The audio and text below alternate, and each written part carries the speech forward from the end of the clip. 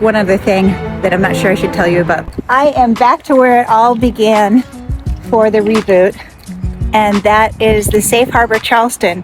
And one of the things we're gonna do today as we walk the docks is I'm gonna show you why it was a bad idea for this to be the first place that we dock, and you'll be surprised at why. I know, I'm putting a boat here. Water's water, right? Like, it doesn't even occur to you that it's an issue. I'm going to walk you to where our slip was, and another thing that we didn't know because we were rookies is why some slips are good and why some slips were bad. And I'm gonna show you why this one was really bad, especially for novices. The oil change is so big in Charleston that this will be completely dry, and you'll be able to see all of the everything is like right down to the mud. Every day, down to the mud, and then up to the parts that you see that are dark.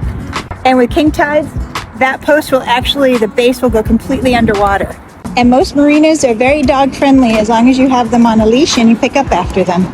You're gonna be TikTok famous! That's right! See?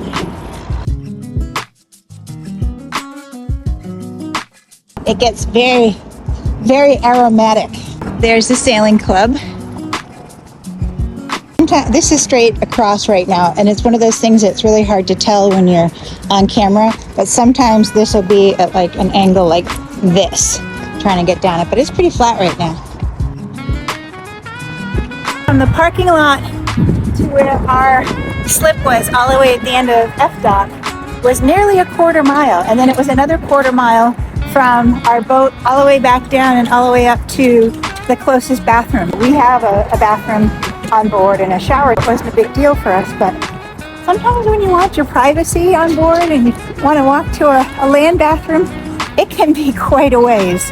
Something new since we were here in 2019 is there's a lot of docks over there now, and we are still walking down.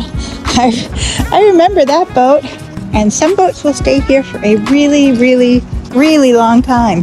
That boat is, I remember this one too. And one thing you can start to see is the water, as the tide is going out, you'll start to see it eddying more, and it can get going really, really, really fast. And we are almost to the end where the Reboot was first kept. This was our slip right here, and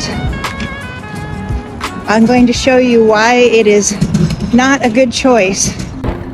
The first reason that this slip was so tough for rookie sailors is that this bridge is about 50 feet from the back of this slip, and our mast does not fit under this. If the current was coming in and the tide was coming in and we hit that, we are doing a ton of damage to our boat. Another thing about this particular area is that's the Ashley River, and the way tides and currents get funneled by the river can be different. For instance, you can see it, even though it's coming out, it's eddying right there, and that eddy will pull you into the dock. Here's something that's different from what we were when we were here. There used to be these huge like docks that pushed out right there, but that's gone. And I think one of the reasons that it's gone is that we have that dock right there now. That's new. I'm gonna stand still for you here so you can kind of see.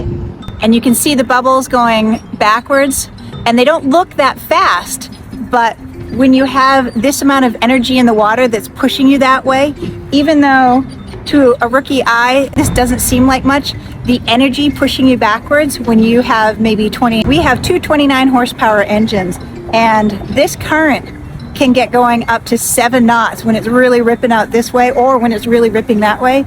And our boat at max throttle does about 7 knots. That is definitely something to be aware of. And you can see the boat behind me. He is fighting his way up against the current, and he's got a big engine. And you can tell by the amount of power he's putting out, he's really not making the progress you would expect him to. And that's one of those things where you don't necessarily always see it until you're really in the water and you're feeling it. Since this is a T-head, These are very popular spots for catamarans to dock. You can see we've got a Lagoon 45 over there. Actually, nope, I take it back. That is a Leopard 45 with the front porch. So we've got a Leopard 45 over there, and the reason that they do that is because there's enough space in between them. They've taken a lot of the posts out between the docks. There used to be like posts in between here. You could only fit monohulls in, but now technically you could fit a catamaran in this berth as well. The thing that they've done that's new that I like is they've built a dock right here. That is all new. And one really good thing that this does for all of the catamarans that are docked here is it kind of creates a breakwater. A lot of the energy that you get from out in the Ashley River is sort of calmed a little bit because you have that concrete pier breaking some of the water and breaking some of the energy coming in. We used to have boats that came by really fast. We were rocking and rolling all the time. That's another sort of negative to being out on the end of a T-head that you might not be aware of. But they've got that dock now. That's pretty cool. That definitely makes it more pleasant to be over here. But if you're coming to the Charleston City Marina and they want to put you on F dock and you're new to sailing, make sure you don't get put here because it is super challenging. There's one other thing that I'm not sure I should tell you about. Sometimes you have boats that are being used as Airbnbs, and the people that rent those boats, a lot of the time they have no idea what marine etiquette is, dock etiquette is. They think it's a house, so they treat it like it's a vacation house, but that can often be unsafe or cause problems. And sometimes they don't really respect the area they're in. There was one time where I got to the Reboot and I'm walking down the dock, and the people who were renting that Airbnb decided that they liked our cockpit better. So they were sitting in the Reboot's cockpit drinking, and I walked up and there's like 8 people sitting on my boat. And I'm like, get the hell off my boat. And they're like, what's your problem? And they don't understand that just because a boat is here, it's not there for you. If you're just getting like an overnight slip or a slip for a week, having a Airbnb next to you, really not a big deal.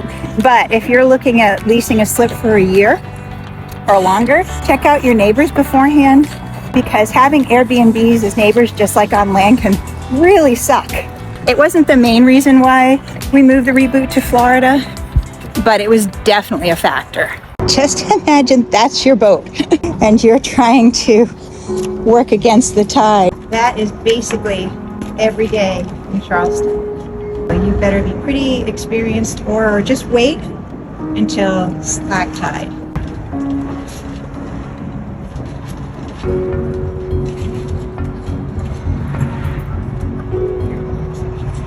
Did you have fun? Come here. Did you have fun? Did you have fun? I can't see you. Don't forget to like and subscribe.